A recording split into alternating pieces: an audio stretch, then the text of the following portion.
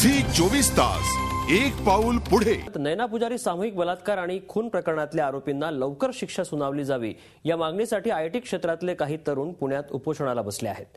जागतिक महिला दिनापासून 3 दिवस हे तरुण उपोषण करणार आहेत। तसंच उपोषणाच्या शेवटच्या दिवशी म्हणजे रविवारी बालगंधर्व रांग मंदिर परिसरात मानवी साखळीही तयार करण्यात येणार आहे। पुण्यातील आयटी क्षेत्रातील काही तरुण बालगंधर्व समोर उपोषणाला बसलेले आहेत। नैना पुजारी बलात्कार व खून खटल्यातील एका फरार आरोपीला अटक व्हावी तसेच या खटल्याचा निकाल लवकर लागावा ही त्यांची मुख्य मागणी आहे।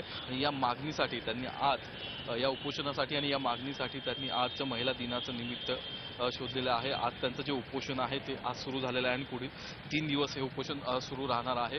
आज तुम्ही महिला दिनाचं निमित्त औचित्य साधत उपोषणाला बसलेला आहेत नैना पुजारी खून खटला आणि बलात्कार प्रकरणासाठी। काय तुमच्या या खटल्या संदर्भातल्या या प्रकरणातल्या मागण्या आहेत? आमची प्रमुख मागणी हीच आहे की या प्रकरणातला जो फरारी आरोपी आहे 3 वर्ष झाली हा फरार होऊन आणि या घटनेला संपूर्ण घटनेला 3 वर्ष झाली। तर या 3 वर्षामध्ये हा आरोपी जो पळून गेलेला आहे याला त्वरित अटक करावी। समाजामध्ये हा जो संदेश गेलेला आहे की काही आपल्याला गुन्हा करून आपल्याला जर शिक्षा मिळत नसेल तर हा जो चुकीचा संदेश समाजामध्ये गेलेला आहे याच्या निषेधार्थ आम्ही इथे उपोषण करत आहोत।